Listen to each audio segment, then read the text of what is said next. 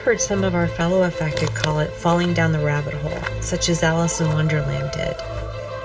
And once down the rabbit hole, things only become more and more strange. Here we go, down the rabbit hole.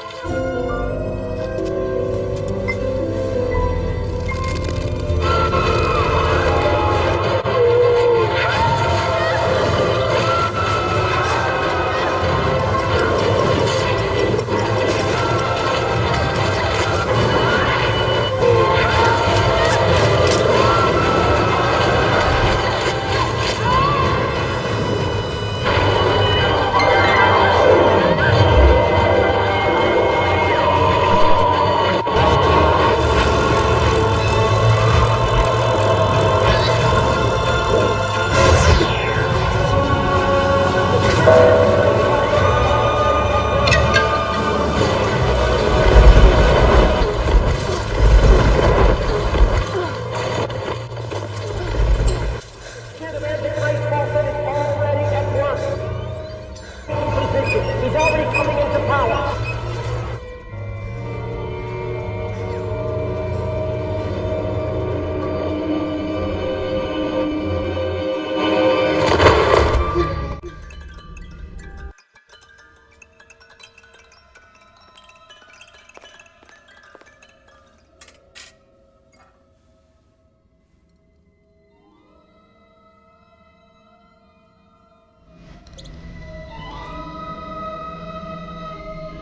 It's only a dream.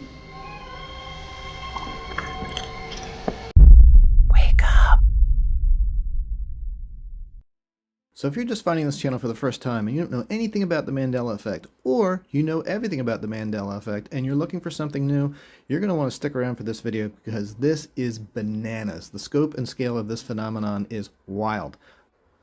Or what about world maps? North and South America used to look something like this when I would look at it on a map. South America was more aligned directly south from North America. A little bit to the east, but pretty much in line. Nope, it's actually like 1,000 miles to the east. If you fly south from New York City, you're going to end up in the Pacific Ocean. Alright, now here's where it gets really crazy. This phenomenon is massively affecting the Bible.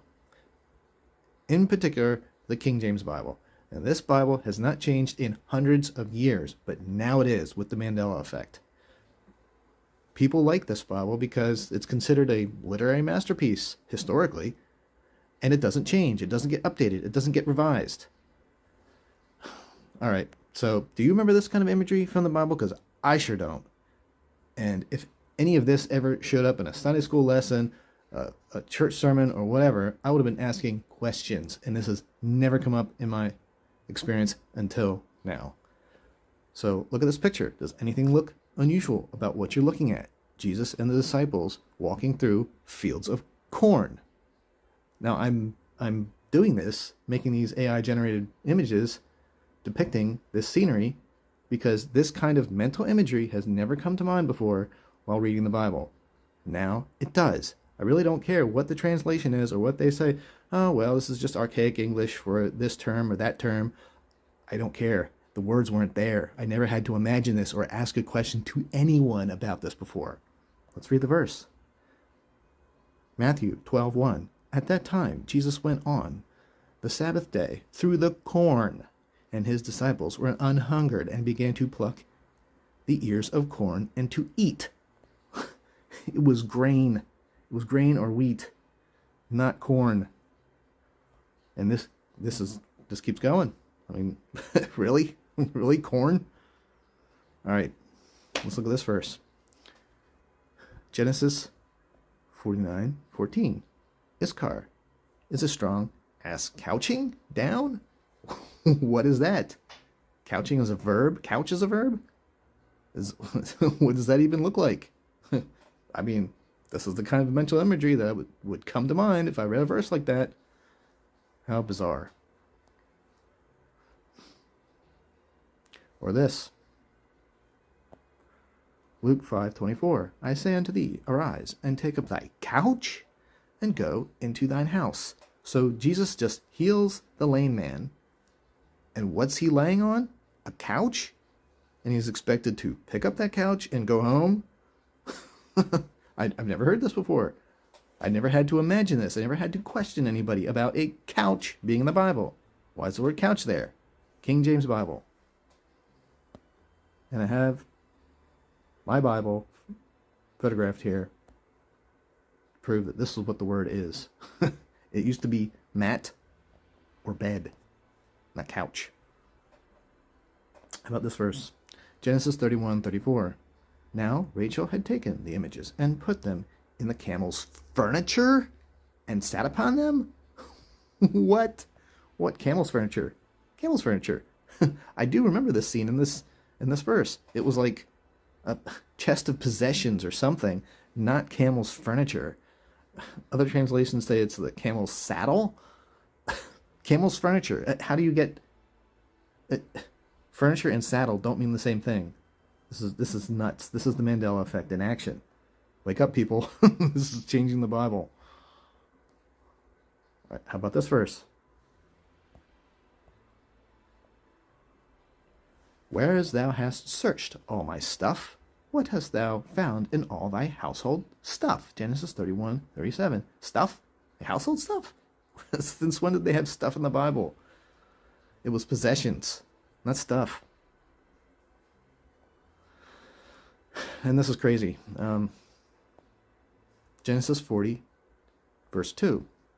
This is where Joseph, who was imprisoned under false pretenses, under, by Potiphar's wife, and he's in prison with two other prisoners who were servants of Pharaoh that fell out of favor with Pharaoh, and he had them imprisoned. Who were they?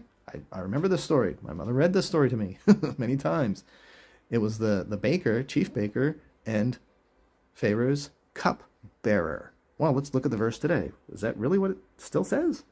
And Pharaoh was wroth against two of his officers. That's weird. Against the chief of the butlers and against the chief of the bakers. I put Mr. Belvedere in here because when I was a kid, there was a famous sitcom called Mr. Belvedere, and he was a butler. If there were butlers in that story, I would have asked, a butler like Mr. Belvedere is in prison with Joseph. And here is the actual story that my mother read me. And it has changed. This story used to say cupbearer. When I was a kid and the story was being read to me, this word was cupbearer. The one was the king's butler. It now says butler. The butler told his dream. Joseph asked the butler to remember him. What? This is nuts. The Mandela effect is changing all of these things. And this is crazy. When the butler was let out of prison, he was restored, the chief butler, unto his butlership. What? What? This is nuts. The Bible is changing. Do you see this, folks? But yet, this Bible here has commentary in the margins, and it still says cupbearer. There's no explanation. Like, you're just going to write cupbearer and not tell me exactly who you're talking about here? Because the Bible says butler, but you're talking about a cupbearer. I remember a cupbearer, clearly. But it's not in the King James anymore. Gone. Now, how about this? This is a well-known story about Moses. When he was a baby, Pharaoh made a decree, to have all the children under a certain age of the Israelites killed. And so to save Moses, his mother put him in a basket, covered that basket with pitch to make it waterproof, put it in the river, hoping that, somebody's going to find this baby and take care of him. Well, Pharaoh's daughter finds the baby, raises him as her own. Okay, so this is about a basket covered with pitch and laid among the reeds. That's what I remember. Remember this story. Well, that's not what it says anymore. Does this imagery come to mind now? Well, it has to, because this is how the verse reads.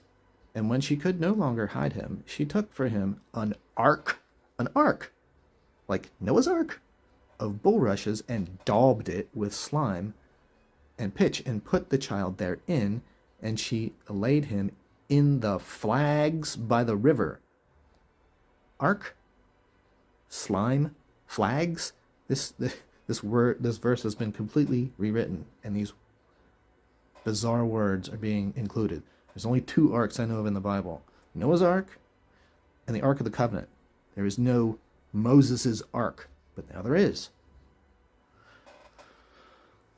Well, what about this image here? Does this look familiar to anybody? This is the Israelites in the desert. Moses goes up on the mountain and disappears for a while the 10 Commandments are being written. And they decide to make a golden calf because they think he's gone. Oh, well, might as well worship this thing, call it our God. So, golden calf is the key word here. I've never heard of this idol referred to anything else but the golden calf. Well, let's see what the Bible says today, because actually, golden calf cannot be found in 99.9% of the Bibles out there. All versions. It's gone. They have turned aside quickly, out of the way, which I have commanded them. They have made them a molten calf and worshipped it. Molten calf. It's not the golden calf, it's the molten calf. What's a molten calf? I don't know. I would think of like lava and some figure of a calf. Yeah. It was golden calf. Period. Now it's changed. It's Exodus 32:8. And this is bananas. I don't know why not enough people are talking about this. What did Moses write the 10 Commandments on? If you said 2 stone tablets, well, that's what I remember, but it's not that anymore. Deuteronomy 4:13, 10 Commandments, and he wrote them upon 2 tables of stone. This isn't just one verse with this word in it. All verses referring to the 10 Commandments now have them referred to as being written on 2 tables. Tables. That's right. Like that. Tables. Oh, it didn't mean that. Well, that's the imagery that comes to mind. I would have said, teacher, pastor, why were the 10 Commandments written on 2 stone tables? Like dining tables? Coffee tables? This is a Mandela effect, folks. It's changing the Bible. This, I just can't help but laugh. This is hysterical.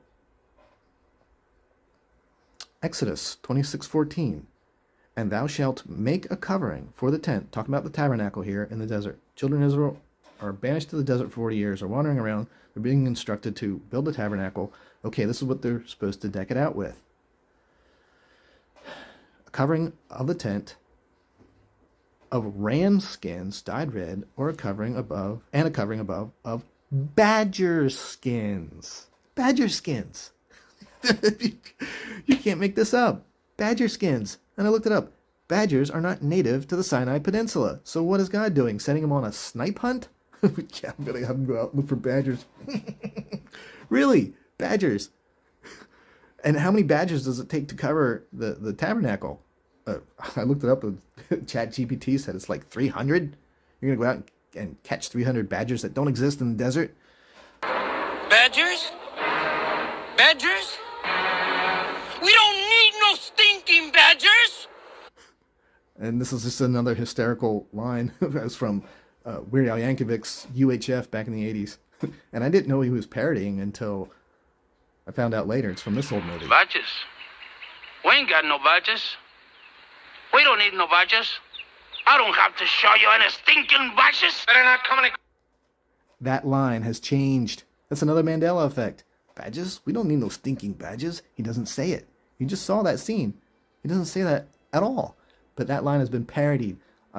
There's super clips on YouTube of people parodying that line over and over and over and over again. And it doesn't exist.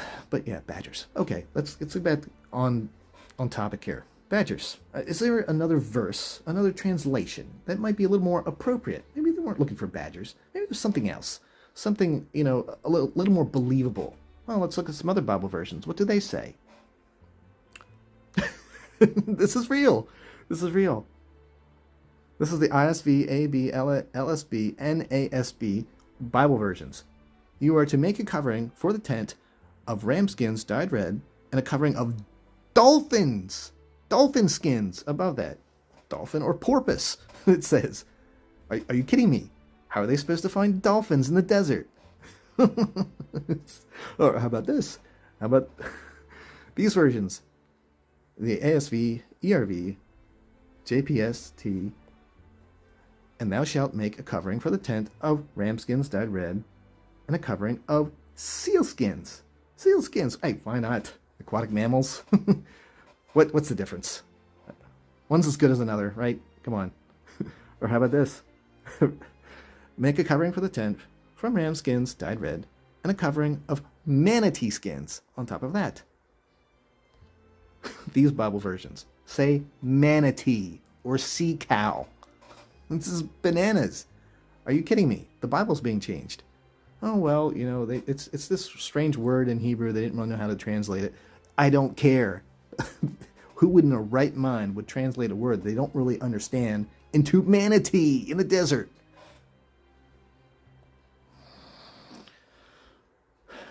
Yeah, unicorns. Yep. Why not?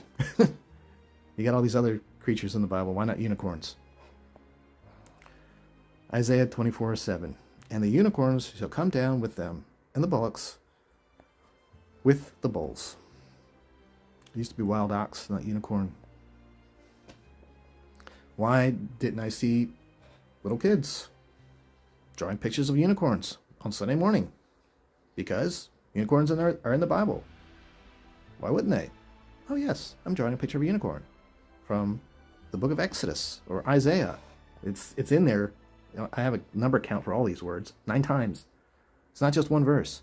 Unicorns are in there 9 times. About this verse. Exodus 34:19. All that openeth the matrix is mine. Matrix. Yeah, matrix. I never had to ask teacher, pastor, or mentor about the matrix being in the Bible. Why is there the word matrix in the Bible? I never had to ask that before because it didn't exist. It means womb.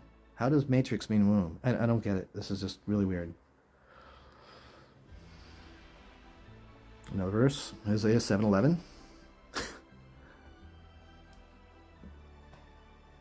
Ephraim also is like a silly dove without heart. They call to Egypt. What? Silly? Silly dove. The word used to be simple.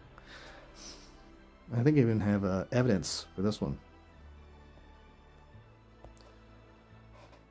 Once again in this Bible, silly dove, in the commentary, they say simple. Nothing is more simple than a dove. Well, why are you saying simple? There's not the word simple in this verse. It says silly. Why don't you say silly? Oh, nothing is more silly than a dove. Really? The Bible's changing.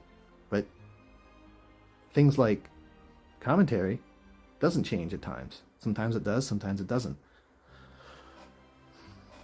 Literal translation for this verse. These Bible versions say simple, not silly. There's a big difference between simple and silly. How about this verse? For wrath killeth the foolish man, and envy slayeth the silly one? Job 5:2. Don't be silly, or your envy and your silliness will get you slayed. I don't know. This is nuts. This is the Mandela effect, folks. It's changing the Bible. What about this? And the other basket had very naughty figs. They could not be eaten. They were so bad. Naughty figs. What? How can figs be naughty? I can see how they can be bad, but bad and naughty don't mean the same thing in this context. The words of the Bible are changing. Jeremiah 24:2. Used to be rotten or bad, not naughty. Psalms 72:6. He shall come down like rain upon the mown grass, as showers that water the earth. Mown grass? Mown? Like with a mower? I mean, once again, mental imagery. That's what I've thought. Would have asked somebody, why is the word mown in there? Oh, it just means cut. Really? I don't think it's the same thing. And this is crazy. Since when are the Israelites allowed to sacrifice turtles? And on the 8th day, he shall bring 2 turtles, or 2 young pigeons. Turtles, pigeons, either one's good. To the priest. Numbers 6:10. Really? Turtles or pigeons are interchangeable in this process of offering a sacrifice? The word used to be turtle doves. Turtle doves. Bible's changing, folks. Another one.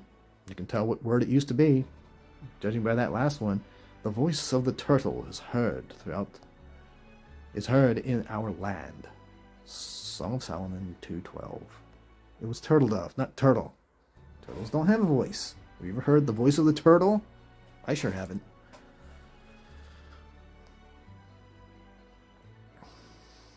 This verse, Isaiah 3:18 and 19. Isaiah is kind of rebuking the, decadent ways of the Israelite women and their round tires, like the moon, their chains and their bracelets, and the mufflers? Round tires, mufflers, and manifold is also in this book. So, is this a garage here? What's going on? Why are these words in the Bible? They don't belong there. It used to be like headbands, crescents, veils. Not mufflers. Not round tires. Or this verse. The suburbs shall shake at the sound of the cry of thy pilots. Ezekiel 27:28. Suburbs? They had suburbs back then? And pilots? What's going on? Suburbs, pilots. The word used to be pasture lands and captains or sailors. I think, this verse has been significantly altered. So that's it. I mean, these are some of the most crazy ones where it's just the mental imagery that comes to mind when you read these verses and the bizarre words that are showing up in the Bible that just do not belong in that time period. Are, to me, they're clear evidence that this is the Mandela effect changing the Bible. So, what do you think about this? Is this new to you? Is it as bizarre as you could have imagined? Because it's getting even more crazy. I'm just waiting for Genesis 1:1 to say, in the beginning, God created mashed potatoes and gravy. And I'll be like, hello, people, look at this. And, the typical response to all this stuff is, oh, well, it's archaic English. It's just metaphor. Other translations do a better job. I don't care. I really don't. Look at these words. They don't belong there. I never had to imagine these things in my mind and ask questions because they didn't exist. So, yeah, for what it's worth. I don't know if this is new to you or what you think about it, but I would love to hear some feedback. Appreciate it. This has been a Pinguinati production.